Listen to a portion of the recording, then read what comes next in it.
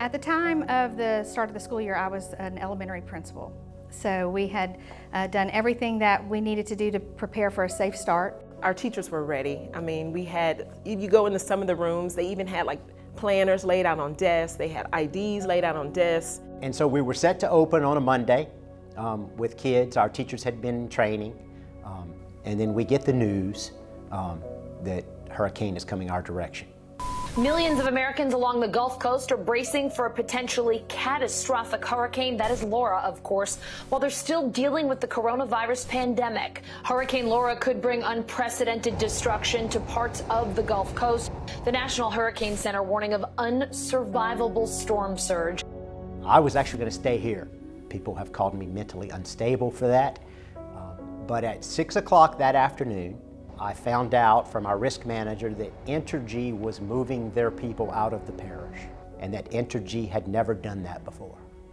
We woke up the day after the hurricanes and we were just devastated because we saw pictures of our house and it was completely destroyed, and that was the most heartbreaking thing I've ever experienced.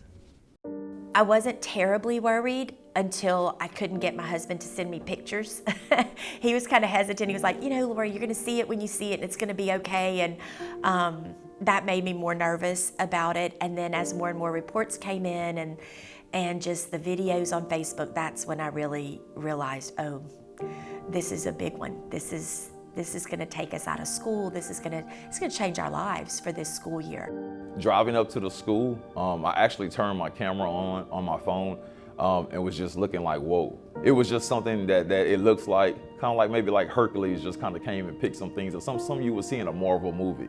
The morning after Laura was devastating. I immediately called a police officer and I said, you've got to go to my school before my house. And the reason for that is that my home is home to my husband and my children and I knew that we had insurance, I knew that we had family, but I know that our school is home to children and some of our children don't have that. We had people coming in telling us, man, y'all won't be back at school this year. I said, well, what do you mean this year? Well, I just can't see a way y'all are going back to school this school year. And I said, man, don't say that in my presence. And I was serious. It was surreal because you're like, how can we do this? How are we ever gonna fix this? And that feeling sits with you for a few minutes, but then it very quickly subsides into a feeling of resilience and determination. And you know, this is what we do, we're teachers. The more we could get children back in school, the more it was a morale issue more than anything. You know, the potential's there for all of us to be back in a normal setting. And we use the word normal a lot. Man, we hadn't seen normal since March. And now the hurricane hit, everybody was starting to forget what normal looked like. It was important for us to be part of teaching them what it looked like again. Within 3 weeks, we had about 18 schools open. They weren't pretty. They weren't always comfortable. We didn't have all of our faculty back, but it was the moral boost we had to have some return to normalcy. Of course, we had committed to open a few more the following week, and here comes Hurricane Delta. Hurricane Delta made landfall as a Category 2 storm. It unleashed a life-threatening storm surge and winds of around 100 miles per hour. It's also the same part of the state that got devastated by Category 4 Hurricane Laura just 6 weeks ago. One thing that we never, I guess, felt went away was the expectation of taking care of our people. I'm a crier, so you'll have to forgive me if I get a little bit emotional, but you know, everywhere you look, from the first day, but especially after the hurricane, you were kind of surrounded with resilience. And you know, resilience doesn't look like perfection, right? It looks like keep on going, surrounding one another, supporting one another.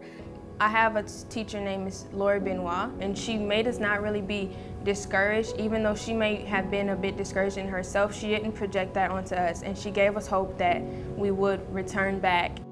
Going through that, I had to watch my parents struggle, I had to watch my siblings struggle. My whole entire family was helping us with everything. Like, I had so many teachers that I've had previously reach out to me and say, if you need anything, let me know. I can even cook y'all supper one night. Y'all can come over. What I do think the district did a great job of was just being compassionate, giving us just some motivation, just telling us that everything was going to be okay, and answering the calls when we called. We were all in this together and had to stay together if we were going to make a strong comeback, and we realized that. And failure was just not an option. Our kids needed us, and we needed them. And that's what teachers do, they adapt. So whatever is thrown at them, they figure out a way to adapt, and they overcome, and they make it work because they love the kids, and they want the kids to be educated, and they want the kids to have something just as normal as that kid wants something normal. More than anything, it's been about giving grace to so many people along the way when they're not feeling at the top of their game. But also, we have to shift, and we have to remember why we're here. So we can't get to the point where we're just worried about the buildings or we're just worried about the pandemic. We also have to take care of the learning that needs to take place. Now that we've been able to start getting back into school, people have really been able to start bringing their grades back up, getting more involved in the school.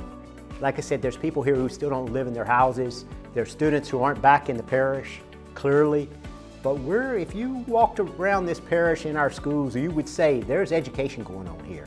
There are people coming to work. There are people engaged. There are students who are happy to be here and getting a quality education, and that's the resilience that we have experienced here, and that's what we're so proud of, is that we're back.